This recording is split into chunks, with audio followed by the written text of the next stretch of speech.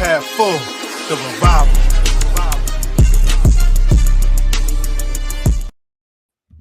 Welcome back to New York Revival, where it's not just sports, it's entertainment. Our fearless leader, Eli Rax, is taking care of some family business tonight. So me and Spee are going to run the show. Mr. Glass Half Full. How you doing, big dog? Got you, buddy. Let's go. Great to be back. I feel like I don't know why. It feels like it's been a long time for whatever reason. I miss my bros. My bro. Got to have you, E. Take care of your thing. We'll get up with you later. But got a lot of sports to talk about. And we got some cool guests later on. So I'm psyched, ready to go. How do you want to kick this off, Jeff? Do you want to talk about who's on the show later? Tell the people what's coming. If you didn't know, now you know. He's a giant. He's a giant, guys. Monte, Sal, the two dudes, the gurus of the draft game, are coming to join us. We're going to get real heavy into the draft because we're about a month from Thursday, right? I think it's a month from Thursday. The countdown is officially there. It's ready to go. It's just a month. It's going to seem like a year. This is a truly magical time of year, especially when you have like Rangers and Knicks getting ready for playoff runs. Because if you think about it, you're gearing up. They're both going to be playoff teams. They're both looking good. I would say they've got Eastern Conference Final and beyond potential. I think the Knicks have like a real possibility to get there. They're playing really fucking well. Boston would be a huge problem. But that's a problem. You'll be glad to be there at that point. Exactly. And maybe by then, because like they have so many guys that need to get healthy that maybe by then, after a couple playoff series, that's the time that they need to gel. Because you're like relying, like you think you're just going to flip a switch, and all of a sudden these guys who haven't played together, whatever. Yes. But the Knicks are a deep team, and like they're 7, 8, 9 guys are putting up numbers. Like it's crazy. I don't remember a Knicks team like this in a long time. But you also have obviously the NFL draft, as you said, in a month. We'll have Rangers hockey, and we got the Masters in like 3 weeks or something too. Throw in there. And fucking March Madness. It's all happening right now. God, it's the best time. It's really the best time. And spring's coming, right? On top of all that, it's like it's starting to get warmer. You get the good vibes going. You're fresh off of St. Patty's, all the celebrations. I mean, you're right. It's a great time of the year. Hockey, I think they both got like 10 games left. The Knicks and Rangers. And then so 2 weeks we're like ready to go. I know the Knicks, man. They're only a half a game back for the 3 seed, and they still they're 3 games back in Milwaukee. Gonna be a stretch, but dude, all they need to do is get healthy. You get healthy, you get in, you play games at MSG with the defense they play. I mean, it's just what makes me nervous is the way the Lakers played the Knicks, and like not every team has a LeBron who, if he just puts his mind to stopping somebody, he's going to do it. But they took Brunson out of that game. Like they just didn't allow him to do anything. So like we can't just be Brunson. Like you need somebody to knock down big shots. So like if you're telling me Devo is going to keep shooting like he's shooting, and Hart is going to put up triple doubles, like it's wild. They need OG back too. They need OG and Julius back if you're really going to contend. You need both of those guys back because that's another 30 points a game, combined. So they need those two back. I haven't heard shit about Julius still. They're saying he's status quo. OG sounds like he's on the mend and should be back sooner rather than later. And Mitchell Robinson is going to be back within a week or two. So slowly but surely, the walking wounded are coming back. They're setting up for a big summer, big spring. Rangers are going through it. They play. Shout out to Jerry. Thanks for stopping. They're playing like shit today, boy. The boys are playing like shit today. They're down 2-0 to the fucking Flyers, of all people. Going on a power play though. We're about to go on a power play. Need to get the juices going here. But they just beat the Boston Bruins and Florida Panthers, 2 of the top teams in the East. But there's no room to slip up. Carolina's 1 point behind them now. But let me tell you this little tidbit here. It's not the worst thing in the world if they fell in second place because they're going to have an easier first round matchup in theory. Zibanejad, let's go. We're back. All right. Let's go. All right. And so it's not the worst thing in the world. You just got to stay healthy. Everybody's banged up. Truba's banged up. Lindgren's banged up. Gustafson just went down. They just need to get healthy like the Knicks, and everything's going to be good. Everything's going to be good in spring, baby. I'm looking forward to it. I don't know about you. I also want. Oh wait, you went to the Knicks game last night, didn't you? Hence my voice. My voice is a little lower than usual today. Also, I went. It was a great time. Me and TK went. That's Carlos. If you're new around here, that's Carlos. We had a great time. Got nice and pre-gamed up on the train ride in as usual, and we pretty much followed the exact plan that you and I did a month ago. It's flawless, step for step. Step for step. I'm like, I got a plan. Just follow me. Just let's go. Yes. Even went to the same bar and then recorded a video on the same walk from the bar to the garden. Everything was the same. Right by Sparrows, baby. You gotta love it. That was the game we thought we were gonna get last time, where the Knicks just fucking dominated. It helps when one of your guys hits 11 threes. But there was never a moment where that was an intense game. It was a laugher. It's what we call a laugher, and you love a laugher every once in a while. No stress, no nothing. You guys could walk around every once in a while. I'm jealous. I've heard this comment like more than a handful of times. Yeah, do you think I look like? You think I look like this guy? Yeah, if you had some longer hair, I could see the Zibby look. You know what? I could see it now. It works. Let me see if the chat agrees. Let me pull up a picture of this guy. Yeah, let's see. But what I want to do real quick, and first of all, if we get let's do a little watch party maybe around MSG. In a perfect world, it's like a Knicks Rangers, some kind of same time, same day kind of deal. That would be popping. Maybe a little watch party-ish kind of thing. We'll talk to everybody and see if we can get something together. But actually, I want to. You're gonna bring up a picture of him first, and we'll see if we can get a picture to show the people. All right, take your time. But listen, here's the deal. I want to tell you guys also about my little betting extravaganza, little betting journey that I'm on. Oh wait, hold on. Here we go. Here's Zibby. Yeah. I mean, look, I don't know. It's I guess it's mostly just the facial hair than anything, but like his shit is like very, very kept right here. Especially that big picture on the side. It's real tight. I could see it. I can see it. Especially if you grow out the hair a little bit more. I think that you could really you can really see it at that point. He's a much better athlete than I am. Wish I got some decent.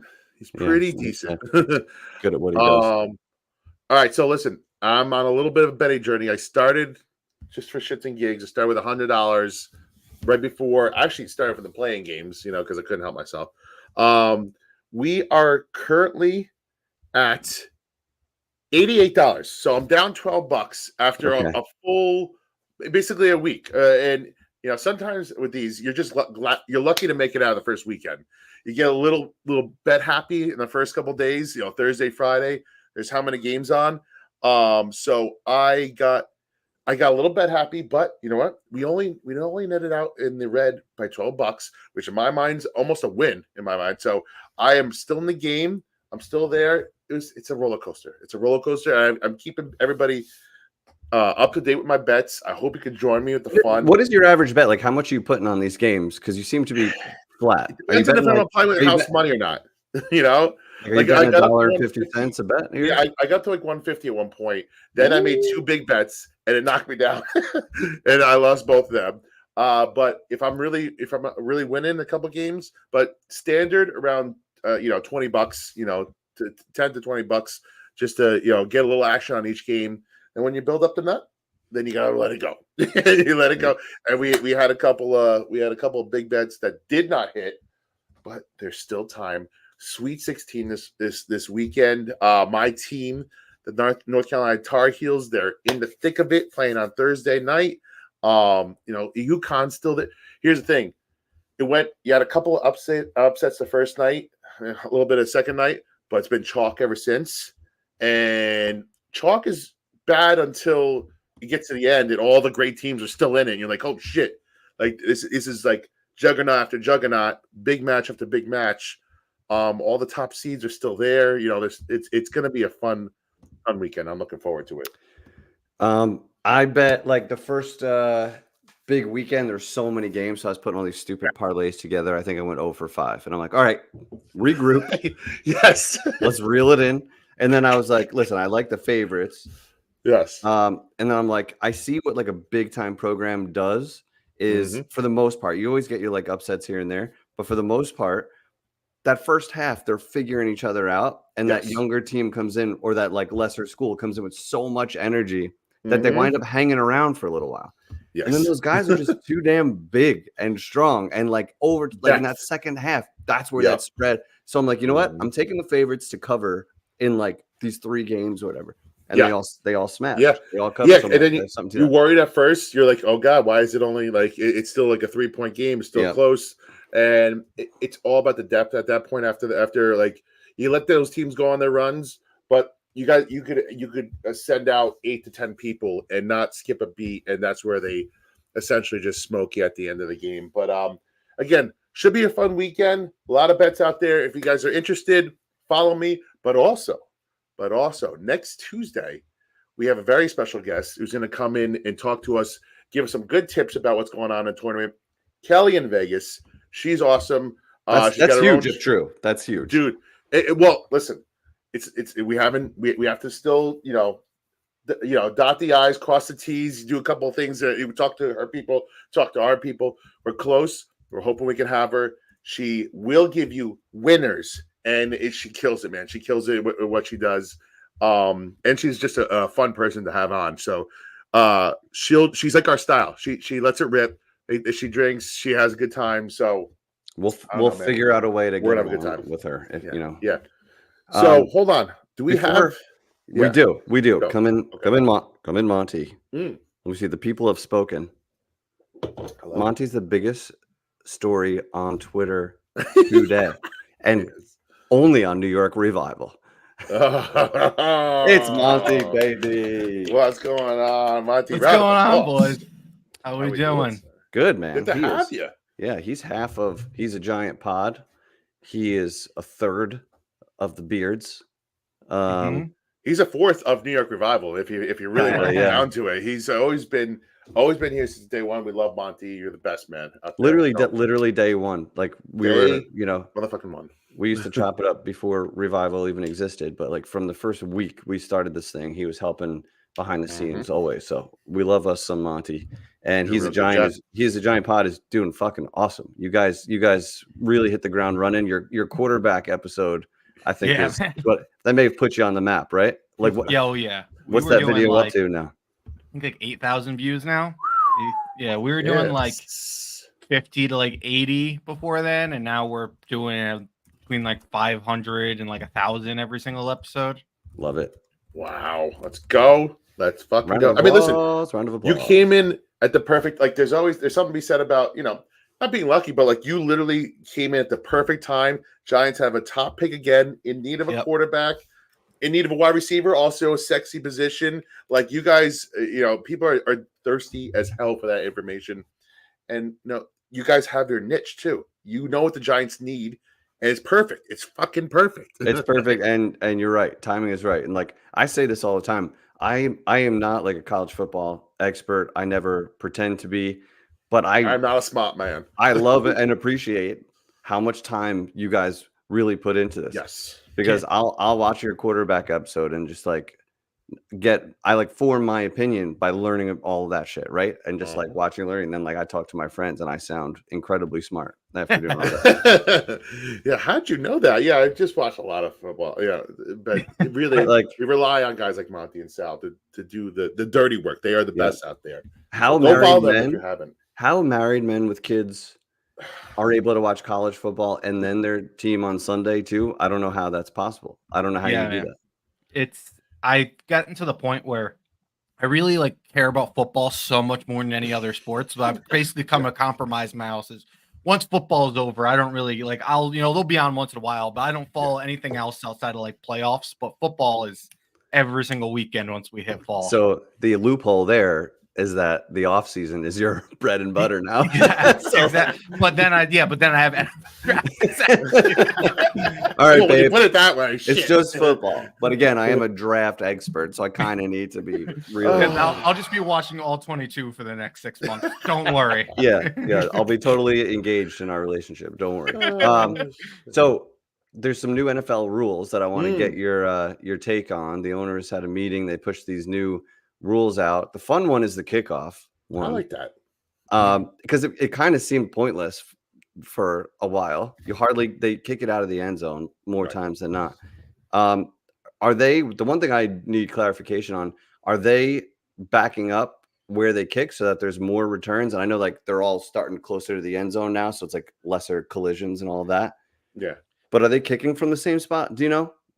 They're kicking from the same spot, but the kicker's back by himself, and then everybody else moved up, and they're 10 yards away from the other side, and then you have a returner within the 20-yard line. Yeah, and then they can't move until he catches it, right? Correct. That's the go. It's going to be kind of wonky for the first year, right? It's going to be very interesting to see how these guys place it in the middle, just to see what kind of ruckus happens.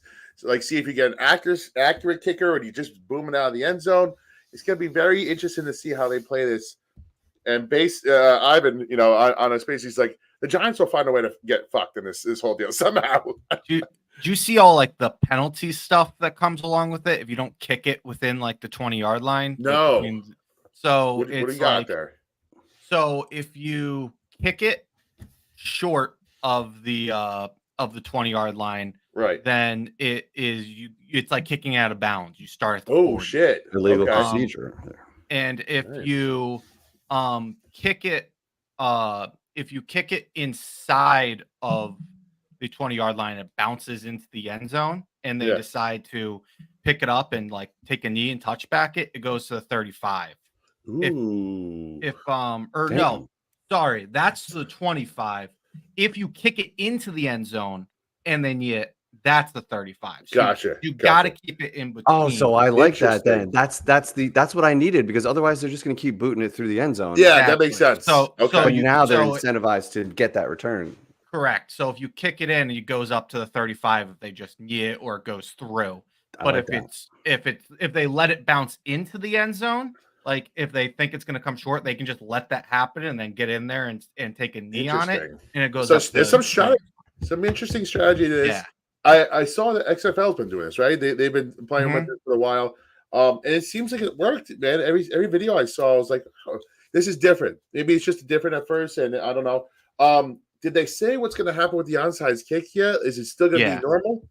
So, once you get to the fourth quarter, you can declare an onside kick, and you line up for an onside kick. So you have to declare it? Same shit. Yeah, you have to declare it. So, and then there's some rules about like kicking it too far, or I don't know. That's the only thing I don't really like about it is the surprise onside kick is gone. You can only do that. Yeah, that's the only thing about this I don't. Well, you think about the Super Bowl? Was that the Saints? You can't pull a Sean Payton anymore. Can't do it anymore. You can only do it in the fourth quarter now. So that was one of the ballsiest moves ever to do that in a Super Bowl. Caught them completely off guard, and it worked. That's wow. The other one I think is just Bush League. The hip drop. I think they're banning the hip drop tackle. And they said, I thought I heard a stat or a video saying it happened once per game. And I'm like, did we really need to solve for something that happens once per game? There's a tackle on 98% of plays, And what's interesting is they said the Mark Andrews tackle wasn't illegal. So it's like, so it's now again one of those things where we have no idea what it is. Awesome. Great. And they're going to call it in the wrong moment, and it's going to decide a game, and it's going to – I mean, it's – why are we putting more subjective shit into the laps of the refs who we fucking hate already? We don't need that shit. We don't need it, man. This was my take on it, and they said this on, like, the Athletic podcast, and I thought it was a great way to put it, is they were just like, I'm fine with adding this rule, but I don't want this to be a Sunday decision. I want this to be a Monday decision. You can ban it, and you can fine the players for doing it after the game, but stop giving more to these refs to have to call. That's 100%. That's a phenomenal compromise right there. Well, you see what the subjective fucking PI rule that they tried to roll out there a couple of years ago did. Like it was such a shit show. They're like, let's forget that. Let's scrap that because the refs that's just not going to work. refused to call to do it. They're like, yeah, no, right. we're not doing this. I hope the refs boycott it as well on this one and just be like, listen, the refs should be pissed too because it puts more scrutiny on them. So now you got to make a tough call. I just wouldn't call it unless it's like egregious. You see guys with his fucking legs in the air, trying to hip drop, but like. I wouldn't call it, man. It's just going to bring too much more scrutiny. I completely understand protecting quarterbacks, Sure. helmet to helmet, horse collar, even because you're talking about people's like heads and their necks and stuff like that. But this is something like nobody's out there like I'm going to hip drop tackle that dude. Like no one means to. Like you're just trying to get a hold of the guy and bring him down. So it just happens in a split second. So you're going to ask guys to what? Like let the guy go, or like what are you doing? You're fucking with the game too much at that point. Like it's too much for me.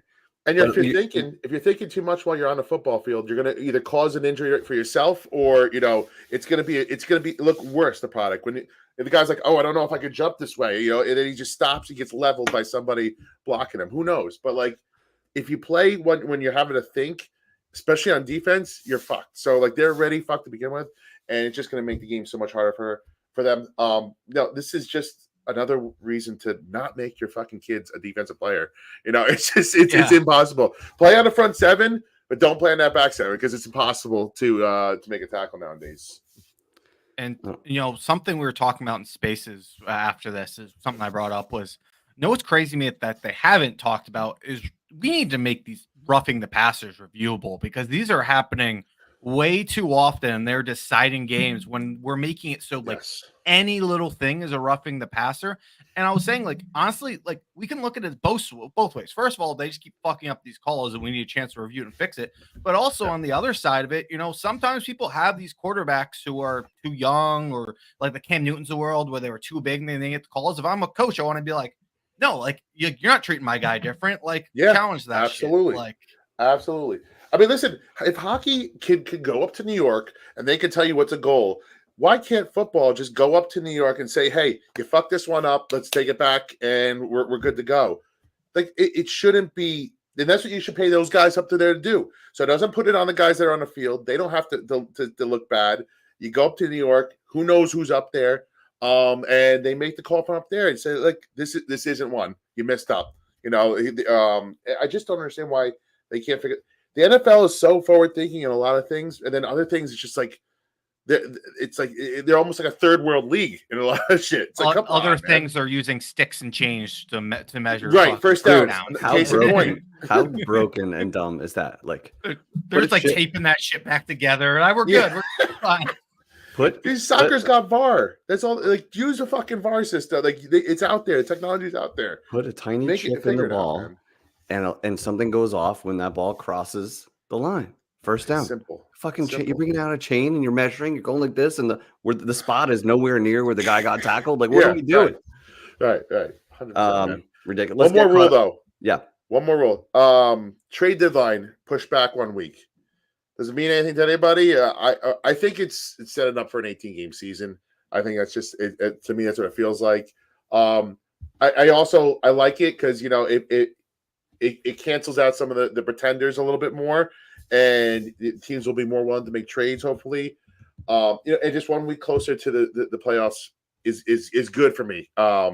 If someone gets injured, you can make a trade if you have to. I like it. I like it. It makes sense to me on many fronts. You're probably right on why they're doing that, but I don't think it's anything that crazy, right? No, it still leaves you conspiracy.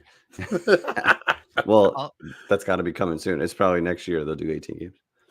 Yeah. I'll stay with the extra game thing. I mean, for the trade deadline, I'm always here. Keep pushing. I don't care. I'll let it go as far as I want. Right. But as far as the extra game, I've been saying it since they added the extra game last time. I don't understand why they don't just add an extra bye week. Like that's such. I feel like to me that's a win-win everywhere. The players get an extra day. You can sell an extra week of football. You push it out to President's Day. Like there's like you can use that extra bye week to send people overseas and play more international games. You give them a break. Yep. There is so many advantages and no disadvantages to just adding an extra week and giving everybody an extra bye week. You're right. No, And I feel like they keep starting the season like more and more into September. So like reel that in a tiny bit, and then you could still end it in early February or second week of February, whatever. Well, it's so interesting. They care about player safety and so many things. Like they act like they do with this fucking hip drop rule. But then on the other hand, they're doing 2 games on a Wednesday this year. Christmas Day, because they got to get Christmas Day too, right? Like why the fuck? That's brutal, bro. Like can't give the NBA that. The Thursday night games were too much for these guys. Yeah. And now you're asking them like to travel on Tuesday and play on Wednesday. It's just miserable. Let's get caught up on super chats real quick. Yes. Who else? Tuto. Spiro, would you know what? Monty, you're a special guest. Would you mind can you please translate this for us?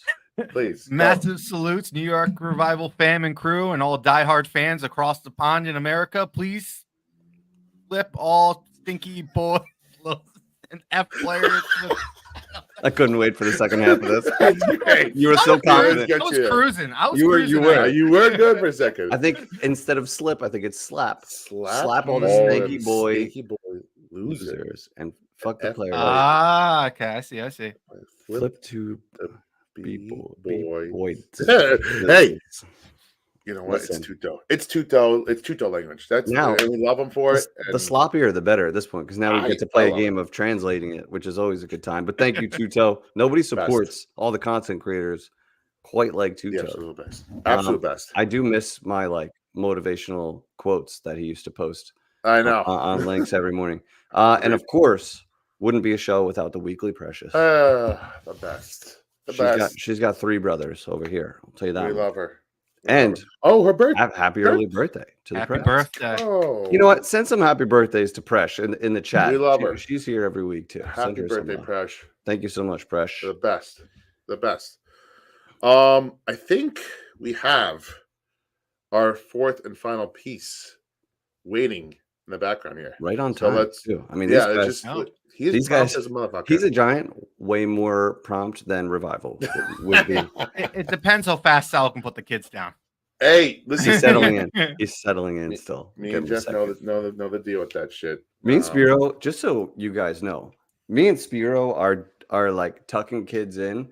We go live at 8:30. Like it's 8:22, and like we're still upstairs. Our shit's not set up. And we come down here like rub our eyes, and we're live. Yes. Like that's what happens. And, like you just hear me going down the steps, like brrr, like it's flying down fucking steps.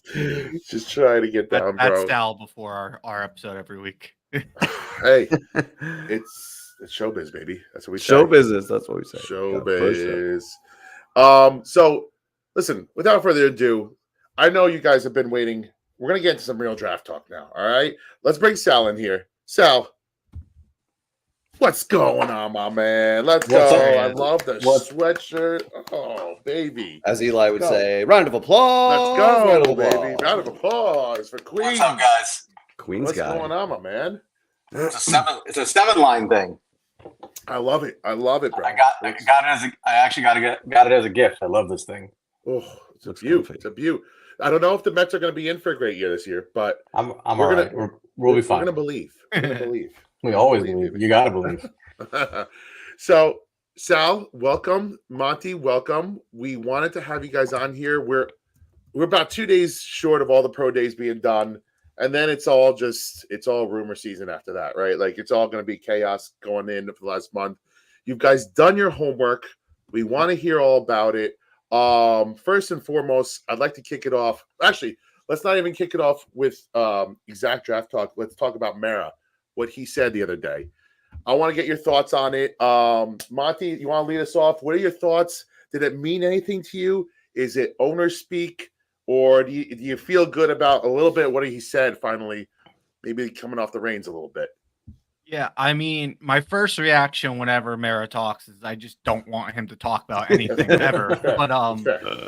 But you know, and Sal's been talking a lot about this, so I'll give my little bit and kick it off to him. You know, it seems like he's taking hands off and saying it's on you at this point. He is putting it on Joe Shane and Brian Dable's plate. It's like, you want a quarterback? Not blaming me. Go do it. So, the buck is passed. Yes. Yep. So Sal, why don't you give some of your thoughts on it? Because I know you've been pretty vocal about this. Yeah, for that old man to come out and say what he said, it felt like watching like a grandfather slowly like drowning his like grandchild. The way he was like, he's like, oh well, if they really want to take a quarterback, sure. Yeah, I'm all in. Like, I'm not going to stand in their way. There's some really good ones here, franchise type guys. When he said that, I was like, oh, it's over. It's over for that when guy. he says franchise, that's a dig right at your own guy right there, man. Right. And he's like, and these guys tell me this is like a really special quarterback class. Something we've been telling you guys. Everybody's been telling you. So the old man's paying attention. Look, I never thought John Mara was the kind of guy who would aggressively say you got to do this or you got to do that. Yeah. He's more of like I'm going to really suggest it in a very friendly but kind of influential way kind of type. And he's your boss, and I think that carries weight. I think he's finally kind of, at least it seems like he may be taking his hands off, and he's ready to move on. Why would that be? I mean, you hear the rumors, but I think that the injury thing is more than is being talked about. I mean, we talked about this a ton last year when he hurt his neck, and I remember telling people like, "Hey, that's his second cervical spine injury in 2 years. Like that's." And then you're hearing rumors about like how like right until the game, like the guy was having issues with like his like sensation. I think he said that on Kay Adams or something. Right? He was having trouble with like feeling his arm and like that's. It was only a couple days. They're like, oh, he's gonna practice, but he's like, but I can't really feel my left side or something. Like I was like, wait, that doesn't sound right. That doesn't sound right. I mean, it's just from a health perspective, it sounds like a horrendous injury for anybody. You're talking about a quarterback who takes a beating and who has no sense of self-protection out there. Like I wouldn't be shocked if what's going on is like this conversation in the background that, hey, maybe you really shouldn't play football again. I mean, listen, Mara, call Mara what you want. Call him too overly loyal. Call him like, a little bit of a meddler. But like at the end of the day, it's bad business to go into the season and go into the future with a guy with an ACL and 2 neck injuries. If nothing else, it's just bad business. So I think what he realized that, and he's been told like he should. He didn't say like, I've scouted these guys and I think that he's like, I've been told by my guys that do the work that this is the class to get in on. There's no doubt that there's no guarantee they're going to be here next year. It just makes you don't want to be here. You don't want to be here again. Just cover your bases, man. Just cover your bases and make the smart decision. Once you get your quarterback, you can stop with this like we need to lose bullshit. Once you get it, it's like we need to win. We need to start building something for our quarterback. When Sal said that thing about the grandpa drowning, I just saw somebody made like an AI image, and maybe it's Giants realist. I apologize, so I'm giving credit to the wrong person, but it's like of Mara like holding Jones like a baby. I'm sure it's amazing. But now I just saw one in my head of like Mara pushing down Jones underwood, like carrying him over to the end of Niagara Falls and just like letting him go. I'm sorry, my sweet prince. I'm sorry. But somebody said in the chat too, like Mara, for all of his faults and everything, I believe he really does want to win. I think he's embarrassed by running a shit show organization because he's very involved in all the owners' meetings, and like he's one of those like vocal guys. He's got a seat at the table. And I think it's embarrassing. Like worst team in the NFC in the last decade. Like that sucks to go to every meeting and just know that you're fucking up. You're either not hiring the right people, you're getting involved or whatever. Regardless, you hired the people. Something good just happened, Spiro. What is it? 2-2? 2-2. Rangers tied it up. Let's fucking go. Let's go. Sorry. My rant was so good that Spiro was like, I know. Let's watch some hockey. Do you realize this is only the 6th time, hockey talk just for a second. This is only the 6th time in our storied history of hockey of the New York Rangers that we have a 100-point season. 6th. Unfucking real, dude. How many in the last like 5 to 7 years did we get here? They had one President's Cup recently. Maybe one. They had one President's Cup recently. Yeah. They're ready to rock because they've been a playoff team. I mean, I remember June 14th, 1994. It was a Tuesday, and I remember like I watched every game that year as a kid. I was in high school, and I remember when they won the cup that night when that last faceoff was won by McTavish. I ran out onto the street screaming, like, no more 1940, no more 1940. Hey, 30 years from that. 30 years ago, I didn't think we'd be here again when I'm like an old man. We're getting there. Is the curse of the President's Trophy still alive? It's a thing. It's still a it's thing. a thing, right? Like, when's the last time? Nobody fucking wins. When's the last time? You know what? I gotta look it up, but it's like the Madden curse. It's like something you don't want a piece of. You don't, you want it, but you really don't. Exactly. I want to have home games. All right, go back to football. Yeah. Yes. All right. Listen, let's get into it. All right. Let's stop fucking around here. You guys swear by JJ McCarthy. You're a JJ McCarthy guys. Now I know how much you guys love him. Do you love him enough to trade up 2-3 to get him? And we're talking like 6th overall, 70th overall, and a first next year to go up and get him. Is that some kind of price that you would pay to get this guy? Who went second? That's what I was just going to say. It went Caleb May. So you're sitting at Daniel. You see the Daniels. So I guess it's a 2-part question. Would you do it for? Would you not want to do it for JJ and you do it for Daniels, or would you rather do it for JJ? We both have JJ ranked ahead of Daniels on our personal, and we're sticking with what we did when we did our film review. So we're not going to change that. To be fair, he went on a bit of a run at the end of the season, which we went back and looked at, and it raised it from where we had him, but not above JJ. Right. I'll let Monty go, but I think that if at that point I might be playing the board, but in short, if he's your guy, I have no problem making the trade. Right. Sorry, real quick. 3-2 Rangers. 3-2 fucking Rangers. Let's go.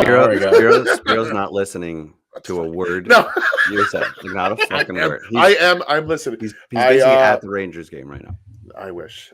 Yeah, Monty. So Sal, I know you've been sticking by him, but Monty's that's his boy, and I need to hear from Monty. I've been pushing it on Twitter. Let's hear it. Not making everybody happy with it, but I'm pushing it anyway. Hey. I think you're relieving. Wait, before you get into it, I think you're relieving a lot of people's minds that weren't dead set on him.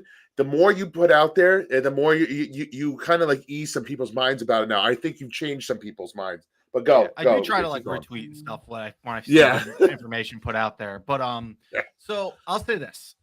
First off, just a third pick.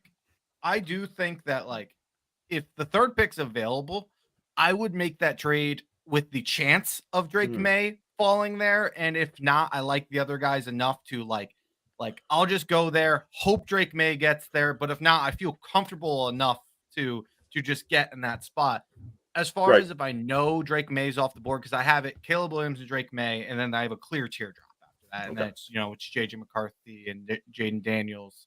And kind of what Sal said, look, if they have conviction in a franchise quarterback, I'm not going to be upset or have any fault like fault them at all for paying all that to move up for it. Personally, though, I feel like if right now when you're looking at it, the Vikings is probably the team that you're competing with, and you're looking at the 6 and 47 is about point wise almost equal to 11 and 23 or whatever it is. So at that point, if we're talking a second and a first, that means the Vikings are offering another first. The Vikings are offering 3 firsts. They're offering 3,000 points essentially plus in value to come up to get JJ McCarthy or whoever. At what point is that too rich for you?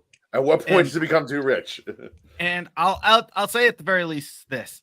I would definitely not fault them for saying, that's enough. I'm out on this. Much. I think I don't know where I'd end up being on that.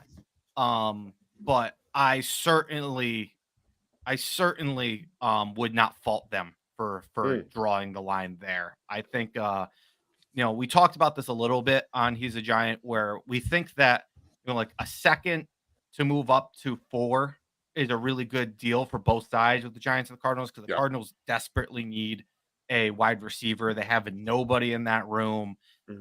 You're paying over price to get there. They can move back and they can still get their guy.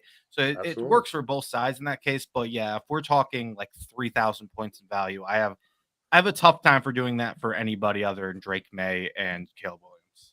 That's there was smoke today of JJ potentially going number 2 to Washington.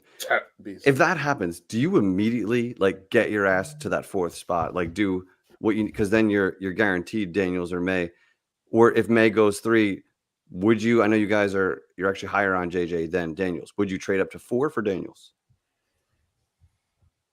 Me personally, I'm not as high on Daniels, so I don't know if I would.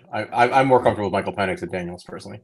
Yeah. Do you mind quickly letting us know why Penix over Daniels? Tell the people. Yeah, I think he's a better quarterback. He's a better passer. Okay, moving on. He plays the position better. Oh, he's better at football. He's a better passer, and I think the stuff he does translates a little bit better. I think the athleticism issue is the only thing differentiating and keeping Daniels above him. But the things that Daniel does well in the pass game are all basically, I mean, it's a lot of slot fades. It's stuff that Penix does already. And there's a gap in terms of arm talent, arm strength, arm talent, usage of leverage, things like that between Penix and Daniels. And and so like I view them both as a little bit imperfect. I view all the guys outside of Caleb and May as largely imperfect. But I think that I would bet on the arm over other things. That's my preference. Yeah. And all that athleticism can potentially get Daniels into trouble too, right? Because you're getting hit by bigger, faster dudes now. So it takes one hit where if Penix is your natural pocket passer and he does have a phenomenal arm, then he could last longer. It's a different beast in the NFL. We talked about that self-preservation just before about Daniel Jones, and it seems like Daniels has that little bit of like doesn't know when to get down right away kind of thing, and he tries to get that extra yard, and maybe he knows when he changes his game a little bit and knows to get down a little bit earlier, but it's a tough thing to take out of somebody's game, and when that's a huge part of it. So again, I like Daniels. I like a lot of the stuff that he does. If the Giants and Dable and Shane have conviction enough to put their jobs on the line for that kind of guy, it gives me a little bit more like I'm like, okay, if that's what you want to do, I can get on board with it. But he's got his nobody in this class is a perfect prospect. Let's just tell everybody that, right? Everybody's got their flaws. It's just every one of them. Yeah. There's really no such thing. I mean, the closest thing we've had to that is probably Andrew Luck.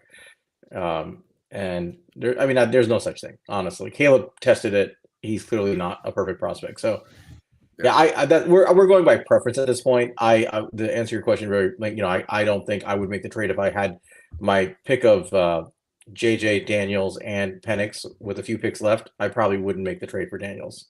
I probably would for Penix. Spiro's been doing this cool thing where every week he's hitting us with a mock draft scenario, and we look at it, and I think this is one that I really, really like, which has become, especially with the first pick, more and more realistic with all the talk that you're hearing. So, Spiro, you want to throw that up there? See what you guys think. I do the stupid because I don't want to waste everybody's time with after round 3. I do the typical PFF first 3 rounds. Want to get your thoughts on this? I know we all want the QB first, but in the case where this situation happens, I don't think it's the worst thing. Marvin Harrison. I know. Again, I don't think. Let's see it again. I don't think Penix falls as far. But what's your rate? What are you rating this draft? Kitchens in a third. You have a guy who we didn't think there was any chance of getting, Marvin Harrison Jr. fall into your lap. Is there? And I know you're Sal. I know you're QB guy. Monte, I know you're QB guy. Is there any guy that you're taking MHJ over from a QB situation, or is there the top 5? You're still taking quarterback. I don't know. Yeah, I mean, my opinion is if you think somebody's a franchise quarterback, that's above anything if you need one. Gotcha. Okay. But with that said, I mean, I do think that's an A+, A+ draft. That's maybe they love Penix. Maybe it's just them smartly playing the board, and they heard enough reports how he's going to drop, and they're like, we're going to get him, so I'm not even worried. Why is this? Can you guys tell me? And I know we love a lot of us love Penix here. Is the injury history the only reason why he's getting mentioned in the second round? What else is there? Can you give me other red flags? His age. He's 24. Yeah. He's going to be 24. I think he'll be 24 like next month or something. Okay. The injuries. There are some issues with his throwing over the middle of the field under pressure. It's not like he's perfect either. There are some flaws to his game. I think a lot of it is coaching. A lot of it is coachable, but I think mainly it's the injuries and the age. If he had a clean history, if he had no injury history, I think we'd be firmly talking about him as an easy top 10 pick. Do you think the left hand plays any part in this? Yeah, probably. Think yeah. I'll also say, like, I feel like the NFL has come to the point, you can see, we heard it with like Anthony Richardson, where it's like, if you can move around a lot when you're earlier in this league, it helps you a lot survive early. Penix he's an advanced player. He's, been in college for 6 years. He can certainly come into the league and win with his mind and his passing, but he's not going to have as much of that just trying to survive with his legs that some other guys have. Right. That makes sense. Now, I want to say this because I want to do a little thing about like a dream scenario for you. We'll do both of you. Well, actually, first before that, we get to that. Kitchens, is he the best safety in the draft? Or are you guys looking at safety? Give me a name, maybe at 70 that you might like if they go that direction. Go ahead. You got it. I mean, Tyler Nubin tested really bad, and he's my clear safety one. I think he'll go before that. He has incredible tape, but he came in a little bit shorter than he expected. He didn't test as well as you expected, but it's always funny how they come in shorter. Yeah, that's pretty. That's pretty standard measurement system that people can just lie about. Apparently, yeah. They just stand their tippy toes and whatever. But, I'd love to be 6'2". I'm just not though. I can't say. But yeah, if he's there at 70, I would definitely take him. Yeah, honestly, I would even consider him in the second round despite his bad testing because I think he's a fantastic player. Sorry, you're talking about at 70. Kitchens might be the one at 70. Like I think Kitchens could realistically get to 70. If they punt it down the road. Kitchens is very much an Xavier McKinney type prospect. He's the athletic testing. I think people go crazy about it. For safety, it's almost irrelevant because safety is like quarterback. It's all about what's up here. Yeah, it's instinct. It's processing. It's taking angles. It's not about like how fast you're going to run. Remember Kyle Hamilton a couple of years ago, pound for pound, the best player in the draft, in the 22 draft, and he fell because of his 40 time. For whatever reason, he can't run a straight line properly. I don't know why, but you don't have to, right? So, and he's all pro 2 years later. So, I think Kitchens is the best clone of Xavier McKinney from a style standpoint. He can play single high. He can play in the box. He can play cover two shell. Very, very good player. Fell off a little bit this year. I think his stock has plummeted way more than his play did. Yeah, I'm a little bothered. I think the Miami defense was also very poorly designed. If you watch their games, you're a Florida State fan, right? I mean, like the Miami's defense was a mess. Like they misused a lot of their players. They had Kitchens playing in the wrong place. They had Leonard Taylor, another high prospect, playing like freaking nose tackle instead of three tackle, and the guy still had an 18% pass rush win rate. So there are things you got to know about the program to understand the prospect. I think Kitchens is going to be a value buy. So if he falls to 70, I would take him there. And I thought he was going to second prior to this. Like you said, he kind of slipped and it's one of the guys who you'd like to get good value out of him at that point. But if it's up to you guys, safety or running back round 3, which one? Both devalued positions, but both needs and both pretty well stocked. I feel like in that area, you can get some good talent. So what would it be for you guys? And give me a name at 70 that you'd like at running back. Let's go with Sal. Sal, give me yours first. So I would go running back. In this class, I would firmly go. I don't like to do it like this, but in general, I think it may play out this way on the board. I'd happily go quarterback, wide receiver, running back in that order. Because I think the board will probably fall this way. So I'd probably go running back depending on who's on the board. But the guys I would definitely consider at 70 are, Jonathan Brooks is the best running back prospect in this class right now, but he's coming off a torn ACL. I'm a little wary of that on our turf monster. The next guy up is probably Jalen Wright from Tennessee, Blake Corum, Trey Benson. Your guy. I would happily put in the card for Trey Benson. If he's there at 70, if he makes it to 70, I think I put in the card. So Corum, Benson, Wright, those are guys I would take at 70. Monty, is there anybody else that you want to throw in there, or would you rather go safety? You let us know. So I'd rather go safety at 70 Okay. because I think there's a lot more depth at the running back position. I think I legitimately see like 8-ish running backs where I could stack them and I could like put them in a hat and just put them in any order. And I think that there really is not like a top of the line guy here, but there's a lot of good players. So I'd rather, get a Tyler Newbin, get a Cam Kitchens, get a Jaden Hicks, somebody along those lines at 70. And then, a guy that I love at running back, he's been my running back one all year, Bucky Irving out of Oregon. He didn't test as well. I'd feel very confident he's going to be there in the 4th round. And then there's other guys. There's Audric Estime. There's Braylon Allen. There's so many, there's Marshawn Lloyd. There's guys who I think will be available in that next round. Okay. And so they should be. Yeah.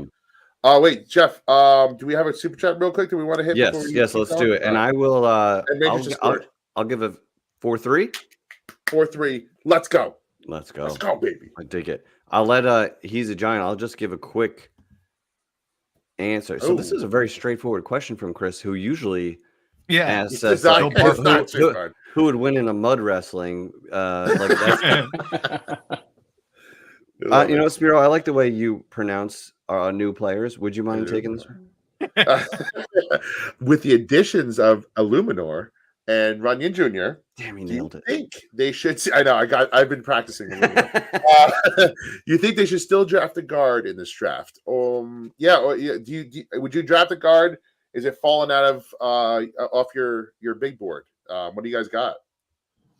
Really quick. I'll just say I don't think it happens. Certainly not in the first 2 rounds. Maybe not the first 3 rounds, but I 100% see them drafting another. They need to develop. They need to get some depth there. So I hope that they do at some point in this draft. Yes, I'll just leave it there. Agreed. Yeah, I think they will at some point, and I definitely have not taken it out of really any round. I mean, not first because it's just not going to make sense there. But Christian Haynes is the guy I'm a really big fan of. I would consider Christian Haynes at 47. I would run the card up at 70. I think he's a day one starter, and I still think we have things to figure out there on that offensive line. Having an extra interior offensive lineman that we don't know what to do with isn't necessarily not the worst problem. Thing. Yeah. We've been down to the street guys for too long. Stock the room. Keep stocking the room. If there's value there, like you said, Christian Hayes, that's one of the guys I know. Do it. And even I guess if there's a tackle, don't be scared to stock the room with good talent. Because who knows what's going to happen with Neal? We don't know. Is he going to kick? That could go one of 2 very different directions. Yep. Right. Let me give you 2 names. I think so. One around pick 100 if he's there would be Dominic Pooney. He's a tackle. He's a tackle from Kansas, but he's a solid tackle. But he projects as a really dominant guard. He took guard reps at the Senior Bowl. Really solid tape. Highly graded player. So. He's 6'5", 320. So Pooney from Kansas is a guy to look at. He's sort of like a borderline top 100 guy. So if he gets to what are we at, pick 107 or something like that. Yeah. If he gets there, I would happily take Pooney. But the obvious answer, honestly, if you're going day 3, is Zach Zinter. Because you're not going to need this guy to start this year. Zach Zinter was guard 1. He's guard 1. He was our guard 1. I think he's guard 1 for most people. He broke his leg in the Ohio State game, if I recall. Done for the year kind of deal, or does it matter? Red shirt year this year, probably. He's probably redshirt. He had a tib fib fracture, so he broke both the bones in his leg. But the dude was lifting weights within about a month and a half. I follow his rehab. He said he's 90% now. He's running. He's working out. He's healed quickly. So you might have to redshirt him just to protect him from himself. But the guy this guy's got all pro potential at guard. If he slides to day 3, I would absolutely go grab. You don't need to play him. You just redshirt him, let him learn the system. He's going to replace somebody next year, and he will be our starting right guard. Love it. And I think that's the guy I would probably take a swing on. Yeah, that sounds a great name. I keep hearing his name pop up. I dig it. Dog. Thank you, Chris, for that super Peter, we passed on all the vet corners. Yeah. Where do you think we go in the draft at corner? What round maybe? And is it deep? Which is a very personal question. But Yeah. Well, Tre'Davious White just signed today too. On top of all that, that's one of the vet corners for a lot more than I thought. But is it deep? That's guys, is it deep? Tell us how deep it is. Oh my God, I'm in. Like, show me with your hands. How deep is it? Ted, anybody remember that line from that what movie that was? Absolutely. Is it? What was the line? No. Oh my God, I'm in. Oh my God, I'm in. Oh my God, is that super bad? It's super bad. Yeah. Oh my God, it's in. Oh my God, it's in. McLovin. He's the best. A classic movie. Oh my God, it's in. Yo, he was perfect. So honest. Yeah, it was perfect. So innocent. What a great movie. So it's a good class. It's a good, not great cornerback class. It's really solid, and it's actually a fairly deep class in nickel cornerbacks. Yeah. A lot of guys who project to be good nickels in the NFL. Not a lot of good outside guys. So like the outside guys are going round one, early round two. Like they're going to be gone. They're going to be snatched up quick. I don't know if we'll have a shot at one of them. Some names to look at, like, I mean, if we take some of these guys, we kind of screwed up the draft, unfortunately. But guys like Quinyon Mitchell is probably cornerback one. That was Monty's my guy when we did our cornerback episode. He rose up the ranks, dominated his Senior Bowl. The kid from Toledo, Terrion Arnold from Alabama. His teammate Kool-Aid McKinstry, Wiggins. Nate Wiggins from Clemson. Yes. These are all good outside corners. For Wiggins, more of a zone guy, and then probably rounding it out with Ennis Rakestra. Although he's more of like a slot type guy, but he's very good. And TJ Tampa, he's a good outside corner. These guys are all probably going in the top 50 picks, I would guess, right, Monty? Would you say in that range? Yeah. You might get one of these guys falling to less than 47, but yeah, I mean, they said top 50, so yeah. But the rest of the class, there's a lot of guys going, like, you can get them into like the third, fourth round, like good nickels. Yeah, Max Melton, Rutgers kid, bunch of guys like that. Tested really well. Yeah, Mikey Sainers still. Go ahead, Monty. I'll let you talk. Also, Monty, before you go, actually, no, go ahead. You go first, and I'm gonna throw a scenario at you.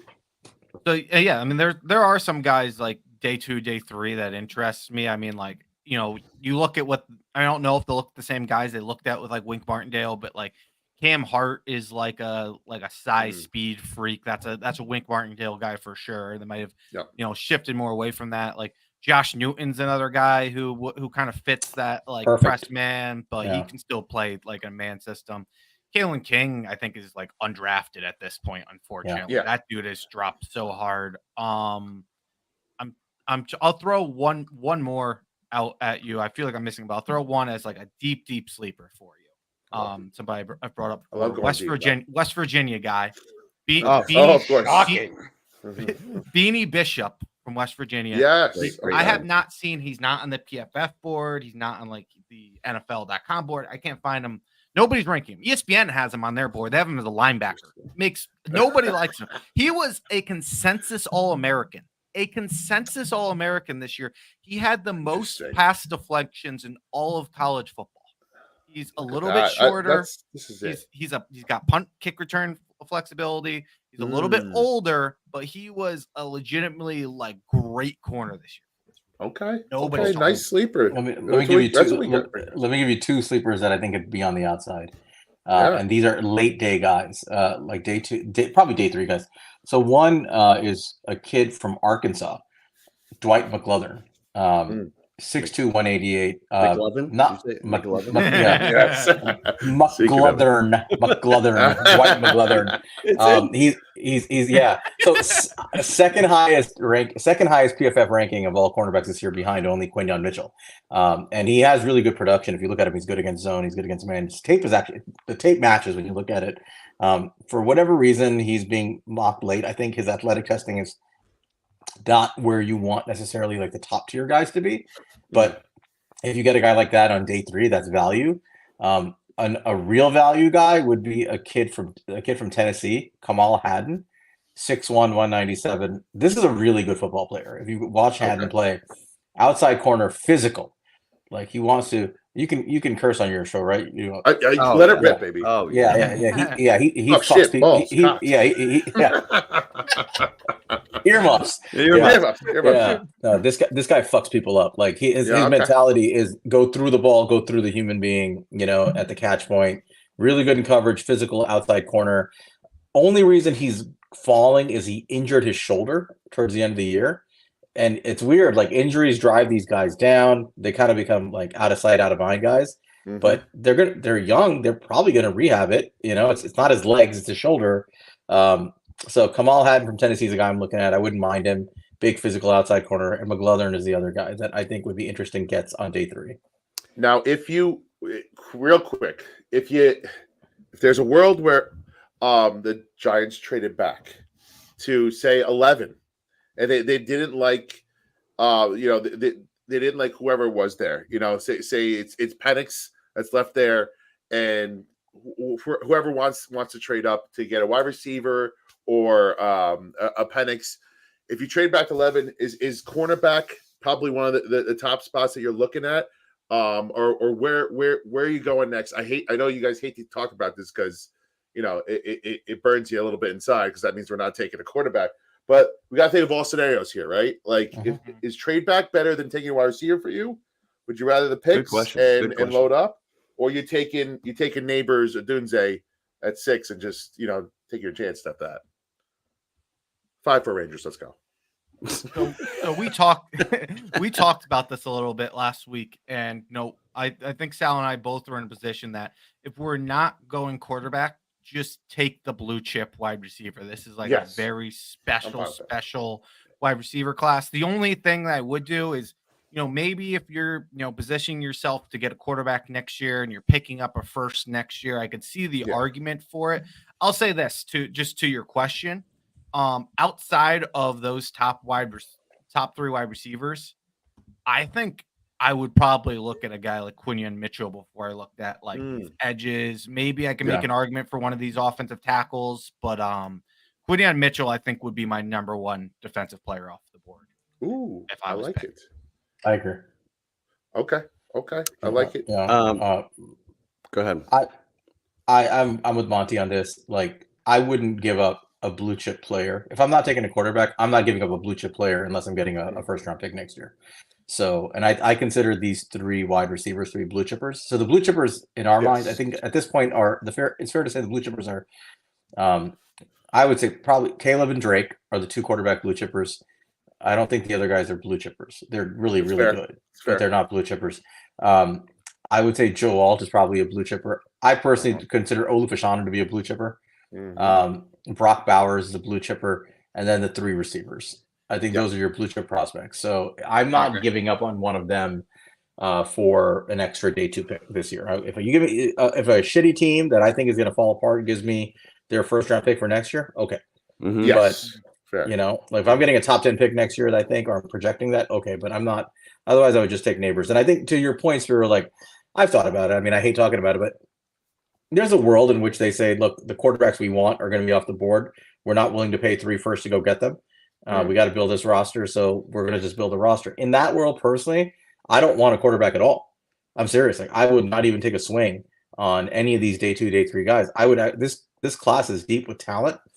I would use the board to fill up my roster, make it really good, prepare it for our future quarterback, Jared Goff. Yeah, I'm just going to ask you guys. That was going to be my next question. Oh, I love it.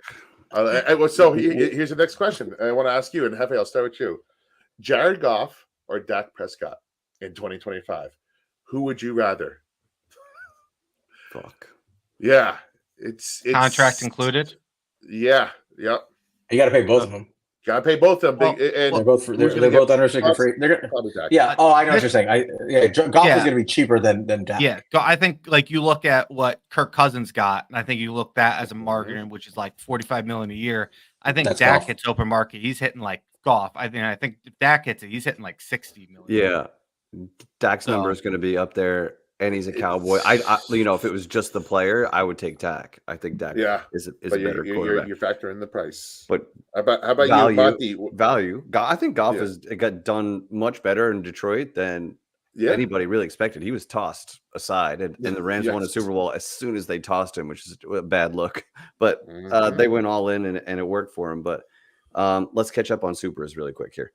By the way, it's fucking 5-5 in this Rangers Flyers game. I don't even know what the fuck's going on. I need somebody's MSG login so I can watch the fucking Rangers again. It's been driving me crazy. I can't take this shit anymore, bro. Oh. All right. So do we have any more super chat? Yes. We got a couple. We got to catch up. We'll run through these here. If they do draft a quarterback, Monty, this is just for you. Sal already shaved his head. Yeah. Will you shave your head if they get a quarterback in the first round? No, because I'm afraid it won't come back if I do that. It's already like thin in and just might not ever come back. So I can't risk that. I'm sorry. Yeah. Especially like not for nothing. Like Peter, if you're like, here, I'll give you $100. You got to give him something. But thank you for super. Gave us. I'll share it, Peter. Right, Sal, I'll take this one. Take one for the team. Yeah. Thank you, Peter, for the super. Peter, I don't remember exactly what this was from. Yeah, write us back. Was this about? Maybe was this the deep conference? Maybe it was the deeper conversation. It might be. I'm not sure. Deep. I apologize. I waited too long to get this one. I apologize. Did he write? You mean fist? You mean fist? Oh, fist hefe? Oh, like fist hefe? Is that what? Oh God, I don't know. I love Peter, man. Peter's the best. He's good. We love that guy.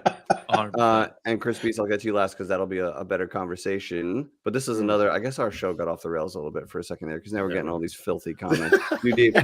What about day 3? I'm assuming tight ends. Are the tight ends deep? You have to assume that what's his name is gone, right? Waller's gone. They didn't sign all these backup tight ends to just let him. And we need that money. So assume Waller's gone. Is there depth there at tight end to get one guy in the 4th round? Give him your pitch, Sal. Ben Sinnott. Yes. Ben Sinnott. You say this guy. Okay. Ben Sinnott is awesome. He was a 0-star recruit to Kansas State. He actually went to Iowa initially with where he was recruited, and that guy went back to Kansas State, so he followed him. 0 stars, works his ass off. I love his game. He's kind of an H-back. He lines up a lot at fullback. He lines up in line. He lines up all over. They use him in the slot. Really good route runner.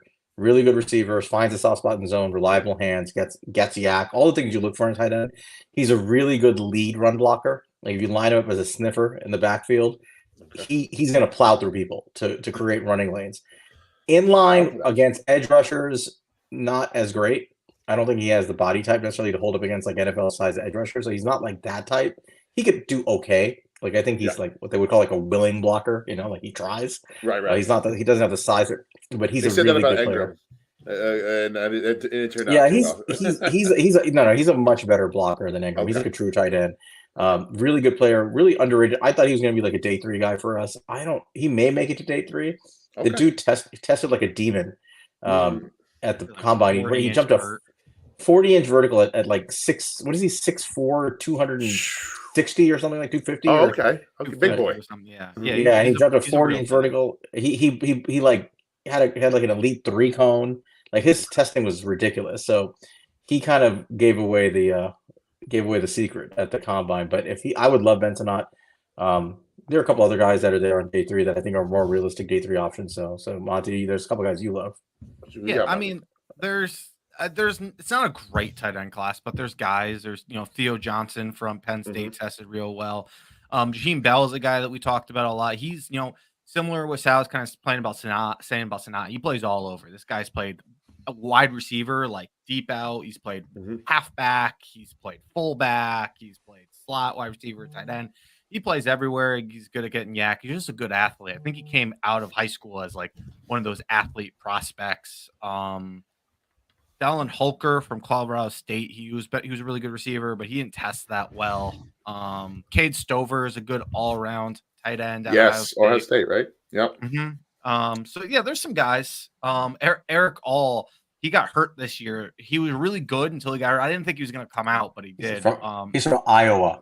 Yeah, So, so Hey, you it's told him Iowa. kind of good there. He's got 11-inch hands. So there's that. But no, he was really good, and then he got hurt. And then like we were originally going to review him for our tight end review, and then we saw he got hurt because we were like really intrigued by his profile, and then we're like, oh, this guy's not going to come out. Came out. So right. Let's go. Value there, bro. One other name, and then a story. So Tanner McLaughlin, the kid from Arizona, really good. Arizona State, I think, but a really good receiver. Like a kind of like a better cager type, like a receiving tight end, but a solid route runner. I'll tell you a Dallin Holker story, and I bet you haven't even heard this yet, Monty. Did you hear the recent update on this kid? no, You're gonna like him even more. So stuff. Dallin Holker was a transfer from BYU, if I recall. He's a Mormon, and he's a little older because he went on a mission, like a lot of these kids who go to BYU go on. Kid's like trying to get his draft stock up, and he's trying to get better at his craft. So he was like caught like trespassing at some facility after hours with his wife. Did you hear this story? His wife's like an all-American track athlete at Colorado State. Oh, I did know that. I knew that. Yeah. So they're probably trespassing some facility so he could like practice running routes and catching like from the jugs and stuff. Like, so this guy's willing to commit like misdemeanors to improve his game. Yeah. It raised his stock in my eye. I'll also say for one thing for him, if you watch the combine, you can go back, you can look him up. He was running the gauntlet. It was a cool clip. He finished the gauntlet. He didn't realize there was one more pass coming. That's awesome. So he was running up the field with the pass. Then the last pass game, and he grabs it. And he runs. He has two. He one hand catches it. Then he runs to the finish line with a ball in each arm. Yeah, I like that. I don't know if it's just. Oh, go ahead. Tight ends have to be like a little bit psycho, right? Yes. And I like the psycho factor in these guys. So when I hear stories about people committing crimes to play their, I like this guy. I like for practice. Yeah, you like him more. I mean, Benson Ott's a guy who basically had to claw through like a bunch of 5-star recruits to get to where he is. Like, these are guys you want at tight end. Yep. The best tight ends are a little bit psycho. Now that you mentioned it, glass eaters. And I feel like you could always, and I feel like you can find good value with some of these guys. You see them popping up, these late third, fourth, fifth rounders even that contribute. So I feel like you can get good value late in the draft, and it seems why not? And Bellinger's fine. I'm actually intrigued still for Bellinger. I want him to get some full snaps, see what full third season Bellinger can do, and it's probably not going to be enough, but. Draft his backup and try and develop somebody. So I'm looking forward to Bellinger though too, personally. All right. So before we go, I want to do a quick game with you guys. It's called Shots. I'm going to throw a couple things at you, and I want you to answer back. For me, I want to hear this from you, and I've already think that I know Sal's answer, but 47 Bo Nix. Or 70 Rattler. What would you take in that case? You got to take one. Gun to your head. Bo Nix at 47. None. You don't have to do this. I want gun to your I'd rather get shot. What is this game? Bo Nix or Rattler. Are you out on both? Finish it up. So pick one. Are you out on both at the end? Sal, but he's at 40. If I have to take one, Nix. The guy, I'll take him at 7. I'll take Rattler at 70 over Nix at 47. Okay. Fair. I'll take Nix at 47. Nix at 47. To me, as a top 6 quarterbacks, I don't think Nix is a great fit for us, but I think there's a huge drop off. No, there is. I'm preserving the draft pick. My mentality is I don't want a quarterback, but if you're forcing me to take one, I'm saving that 47 for a skill position player or a defensive player. So you take me at 70 over Bo Nix at 47. Yeah, absolutely. Yeah. So there's no developmental guy that you guys would want deep in the draft. You guys just punting all overall if we get to like the round 3 and just going. That would be such an unexciting thing to take like a late. My view on this is developmental quarterbacks are great if you have a franchise quarterback to develop them behind. Yes. Otherwise, what are you developing? You're developing a backup to be a backup behind a backup. Like, it doesn't make sense to me. Quarterback room. That's what you're developing. Right. So I'd rather not use. We only have 6 picks. I'd rather not use those picks on quarterbacks unless you're going to like trade back 7 times or whatever, and say, okay, fine, I have an extra pick and I'll just throw it a dart. But no, I personally would not. To me, I'm serious. Like, if you're not going to take a quarterback with one of the top 5 in the first round, or if you're lucky with Penix and you somehow have him fall to the second round and you jump up and grab him. If you're not going to do that, build up your roster. Seriously, take the blue chipper, build up your roster, get it ready. And then in my opinion, this team is going to be too good in a year to draft a rookie, and you're looking in the veteran market, unfortunately, at that point. Fair. And I think that's where it'll be interesting who's the coach at that point, but we'll see. Hopefully it's Dable. I still believe that he's got what it takes to be the head coach and, you know, quarterback whisperer, so to speak. But we'll see. All right, so I'm gonna throw another scenario at you guys real quick. Hefe, I'm gonna give this to you real quick. The order is, you know, and actually the order doesn't matter. 1 through 5 is Caleb, May, McCarthy, Daniels, Marvin Harrison Jr. Who are you taking at 6? It's chalk basically all throughout, with McCarthy going in there. Who are you taking at 6?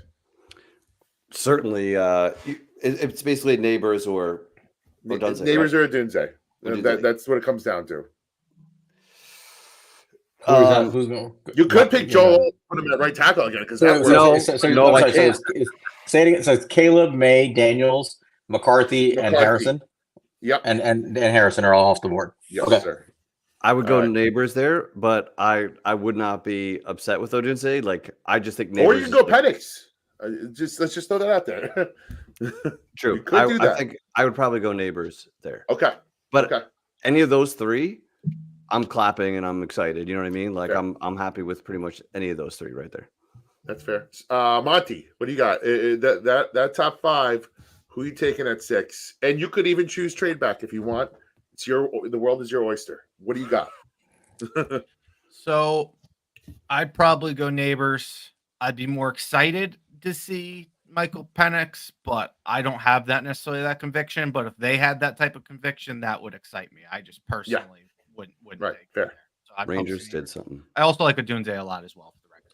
Yeah, I like those 3. Like, those are 3 things that you could get excited about as a Giants fan. But like Penix, you're talking about, like, is there a chance he falls to the second? So like taking him at 6 is like, there's going to be some people are going to be uncomfortable with that. But Sal, we're the Giants fan. We're Giants. Yeah. Like, Sal, let's make your pick first, and then I want to talk about Penix real quick, and then we'll let you guys out of here. What a segue! I'm setting the card up with Michael Penix Jr.'s name on it. Yes. Okay. He is a quarterback. He is a damn good quarterback. So, Rangers win 6-5. Very nice. Let's go. This is the year. That's 30 years on the dot. Let's go. No, I'm not afraid to take him. The only reason I wouldn't do it is if I'm Joe Shane and I have clear, and this may be the issue, that I have clear evidence that the medical risk is just way, way, way too high, and I can't risk a top 10 pick on him, which, you know, that might be the case. Yeah. But assuming the medicals check out like they supposedly did at the combine, then he is not really that much more risky than other people.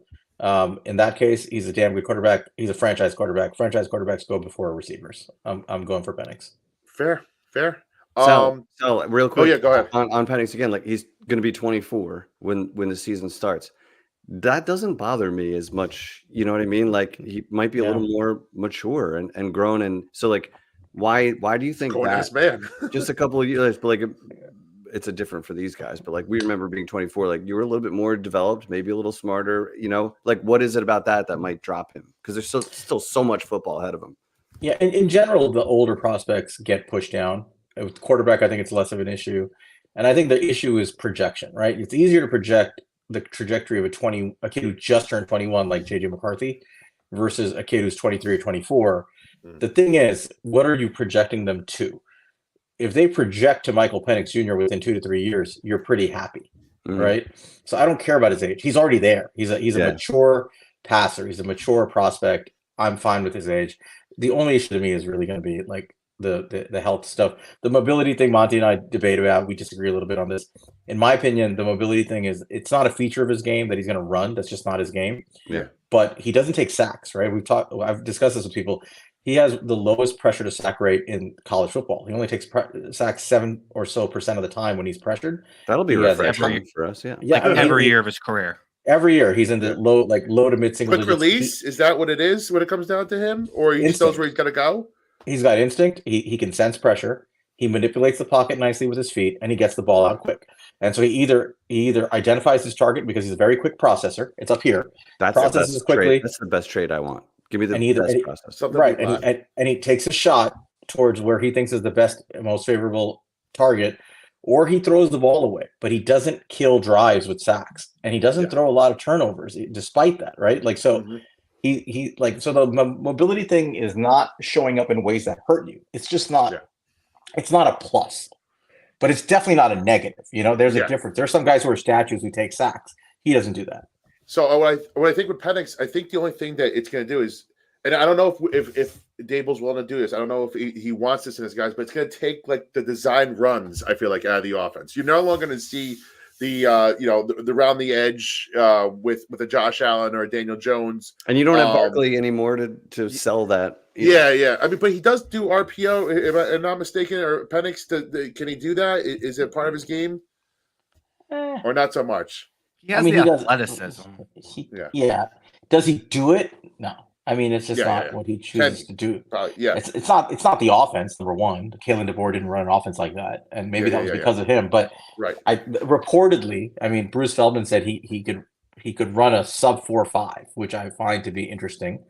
I believe it. He's an athlete, but I don't know if you want a guy with his history to do that. Yeah, you don't want it, right? Yeah, especially when this is so good, like it's so gifted up here. Like, why are you running? You don't. Running is for when you can't use the arm. And if the arm is not going to hurt you, just throw the ball.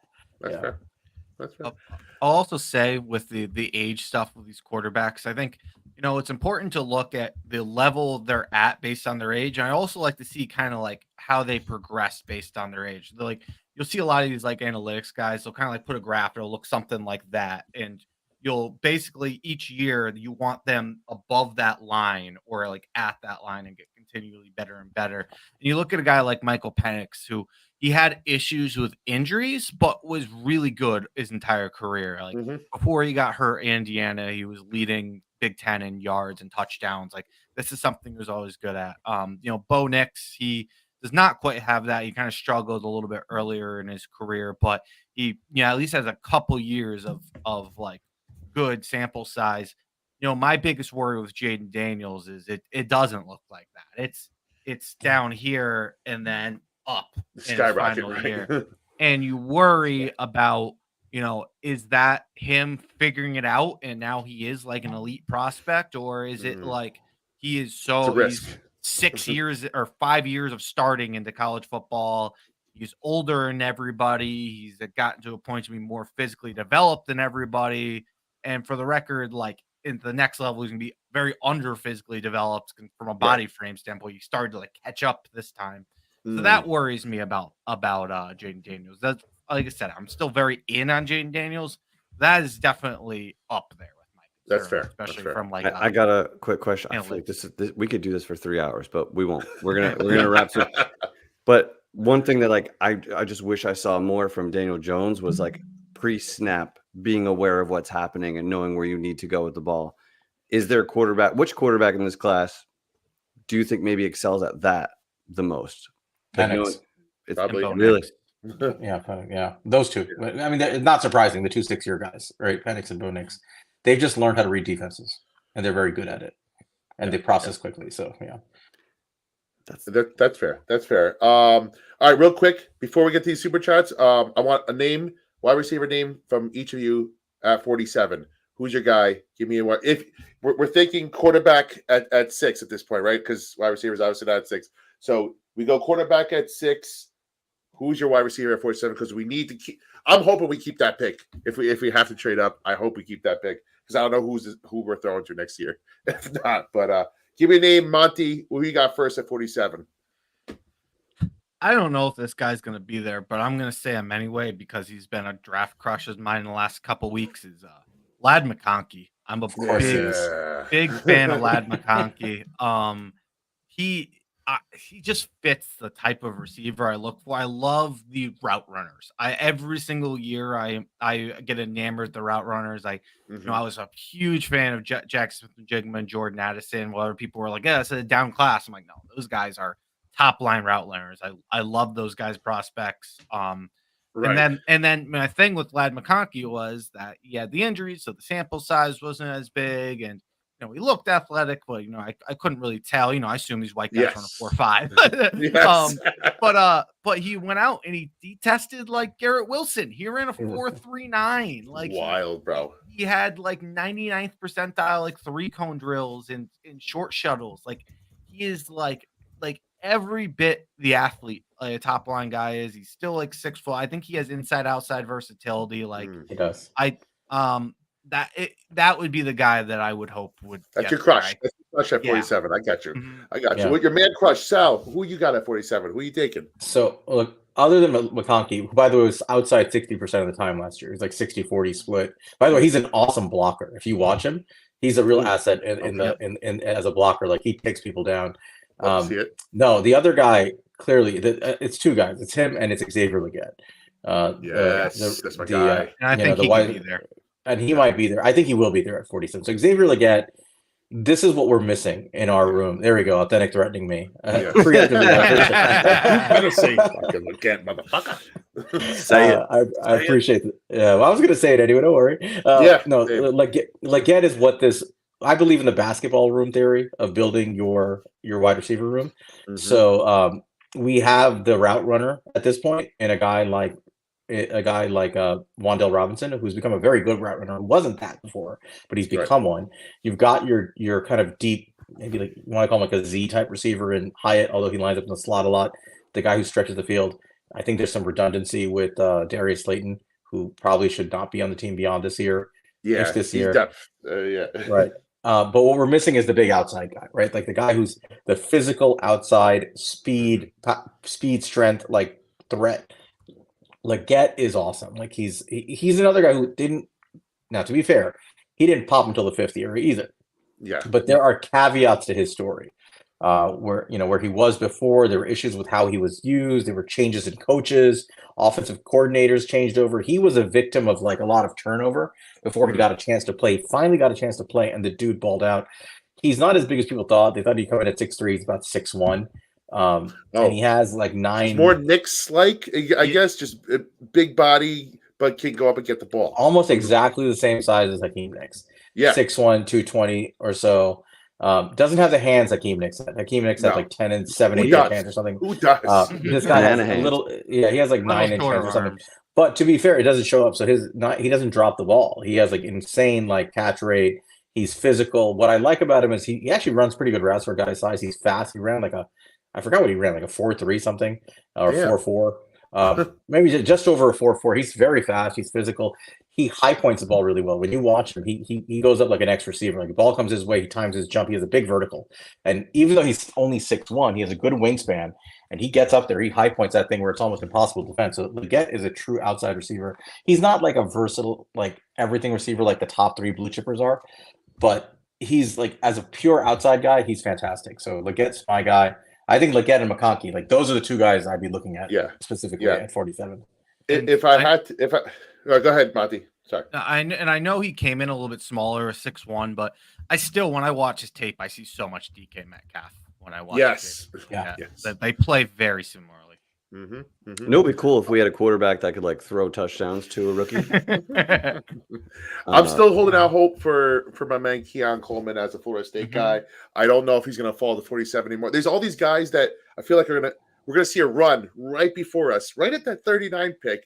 Where listen, we got Burns. You're not going to cry over that spilt milk at this point. But I feel like there's going to be a run in the late first, early second, and it'll be interesting to see who's there and if they do make a small trade up. Because at this point, I'm going in and getting. I want my wide receiver at whatever it is, 47, 40, whatever you got to get up to. If you have to trade a 5th or 6th to get up to that, do it. Move up a couple picks, get your guy. Yeah. And there's some good game changers in that little zone right there. So I'm hoping that's it. What do you think, Hefe? A couple more super chats. Let's get out of here, right? Yeah. Let's catch up. Mr. Chicken, this looks like a just because, or just because we love you, baby. Nice picture of your nuggets there. Thank you for that. I think that was probably a mistake. So I think we have to owe him a refund because then he commented. He has another one. Yes. All right. Busy evening. What's today's propaganda? Washington taking JJ at number 2. Which means Drake May is a Giant.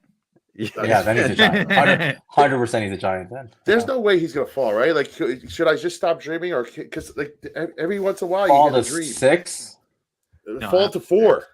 He can fall to 4. He could definitely fall to 4. Okay, there's a dream. It's still alive. We just need something weird to happen in that first 3.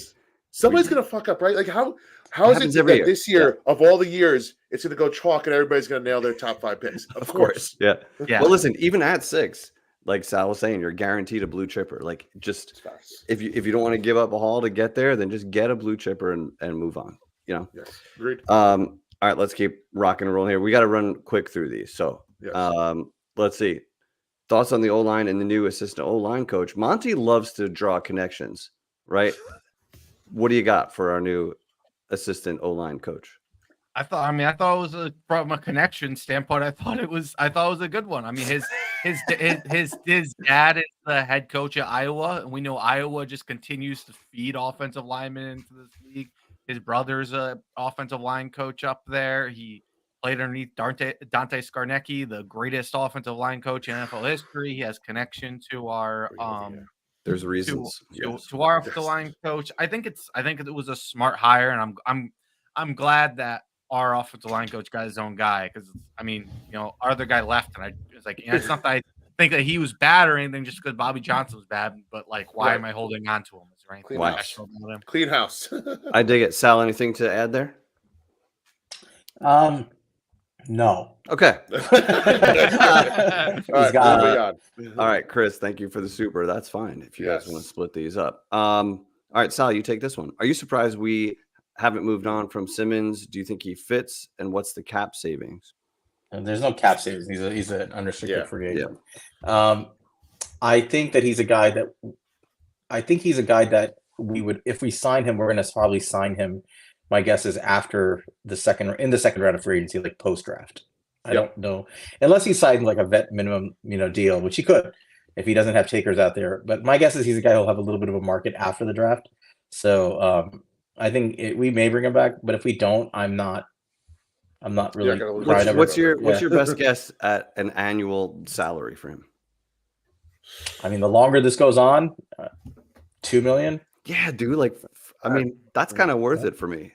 Oh yeah. I think Sal and I drew the line at 4. We're like, if he gets more than 4, sayonara. If it's under, I would keep him.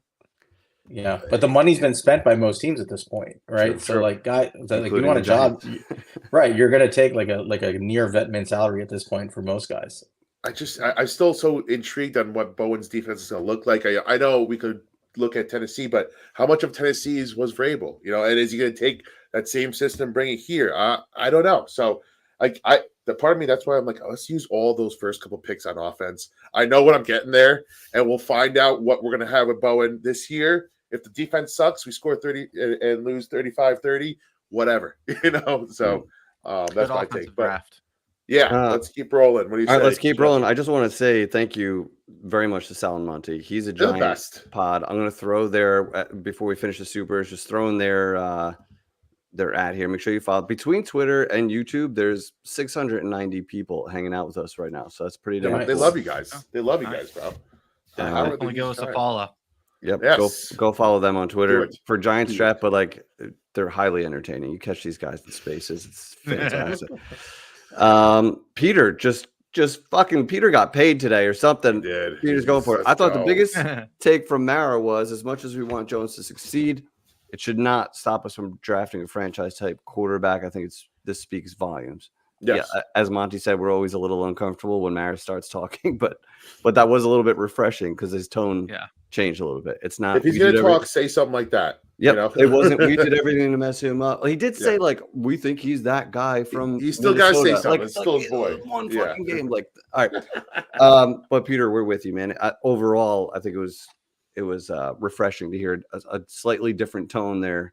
And Sal is already imagining him just slowly drowning Daniel or dropping him off a cliff and finally saying goodbye to the sweet prince. But we'll see how this shakes out. Can I ask a sidebar question real quick? How much do you think that injury clause is playing a role in what they do this year? Big. I hope a lot. I hope Yes. he's playing a big role. Right.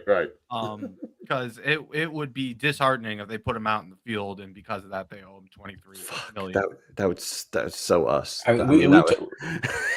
So when he got hurt and we learned about the clause from when Duggan dropped that little nugget about what it was and we realized it, our take was wait for him to pass a physical, clear him, and then sit him on the bench and never play him again. Yeah. Because you can't risk it, So I'm still of that mindset.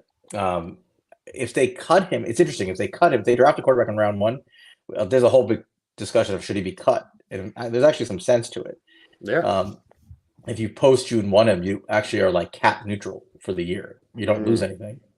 But I think the clause is in place. Like he still has to be able to pass a physical. Yeah. Gotcha. You got to wait until he can pass it. Until the 5th day of the, he has a $12 million guarantee that kicks in on the 5th day of the 2025 season. You want to get rid of him before then. So he basically has to be able to pass a physical by then. If he cannot pass a physical by then and you cut him, I think he gets his $23 million. Yeah. On top and a lot of of people, 22. On top of people are like, oh, you're gonna have a cancer in the clubhouse. You might be like, dude, who's the only reason you're gonna have a cancer in the clubhouse if he had a huge backing behind him of players that want to see him in there, right? Who's riding on the DJ train? Who are these people? One guy. Slayton. Yeah. I'll say the one thing they do have to deal with if they're just gonna keep him and he's cleared and all that type of stuff is you deal with like the NFLPA and shit like that if you bench this guy while he's totally capable of playing. But what would happen in reality, Monty? We talked about this. We're like, if they draft a quarterback, and they're going to tell him like this kid is going to play. Drew Lock is playing. He's playing. He's going to request a trade or a release, right? And they're going to probably say to him, "Okay, we'll try to trade you, but if we can't find a partner, then we'll have to release you." And he'll probably say, "Okay." Daniel, we'd love to trade you. Tough titties, bro. Please find us a trade partner. Yeah. Yes. Can we I don't think half he's your salary? Can we eat half your salary trade? He doesn't care about the injury clause. He wants to play football, right? So if he knows he's riding the pine, he's going to say, "Get me out of here." Oh yeah. Let me get a chance to like go play somewhere else. So I do think that if we get a quarterback and it's a first round quarterback, the writing's pretty much on the wall, and they may just tell him like, "Look, man, you're not in this year," and I think he'll actually request out. That makes sense. That'd be sweet. I mean, another out is you call it a QB competition and you let Drew Lock win. We just said the best man won, as long as he doesn't fall on his face in camp. And if Drew Lock comes in and beats you and actually looks better, then fuck it. He deserves it anyway. All right, let's roll. Chris, this is too dark. Casey Anthony impression and Daniel Jones as the kids. My God. He paid money and typed that in like that's a dark shit. Yes, that's a former revivalist of the month right there. Yes. Thank you, Chris. What else we got? That's fucked up. Okay, 2 more. C's, any position outside of quarterback or wideout we're not talking about as a possibility. We talked a little bit about corner in this draft, but not so much first or second, certainly not first round, but edge rushers, I feel like is hardly mentioned. We got Burns, a huge free agent signing. We got Thibodeau coming off a double-digit sack year, so it doesn't feel like as big a need. It's kind of like a luxury pick at this point. It's like when you got JPP when you already had 2 studs there. Right. But I think there are just other needs and good value available that they're probably not doing that too early. But what do you guys think, Sal? Any thoughts on that? I think D-line is a need. It's a need now. It'll be a need in the future. And when I say D-line, I mean more of like a 3-tech, a Leonard Williams type 3-4 defensive end. So there are guys this class it happens to be loaded with guys like that, who are like sort of pseudo edge rushers who are on the bigger side. So Darius Robinson from Mizzou, Marshawn Nealon's another guy from Western Michigan, I think. And then there's guys like Braylon Trice from Washington who may fall. There's a bunch of guys who fit that mold. So I think D-line, and I believe in like going like invest in the strength of the free agency class, invest in the strength of the draft class. This draft class is deep on these kinds of like pass rushing D linemen. I'd like to get one. And there's I didn't even mention the other guys like Leonard Taylor from Miami, Michael Hall from Ohio State.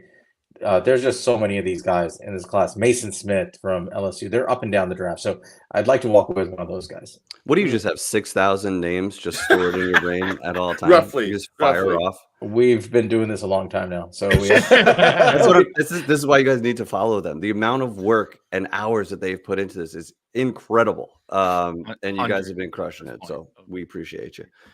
A few content creators were stopping by. I saw Authentic in the chat, and here's one of our favorite guys. It's Big Dash. Thank you, brother. Shout out Dash. Yes. Best. And this is an interesting one. We'll make this the last one because we got a boogie after this. I think this is kind of targeted a bit.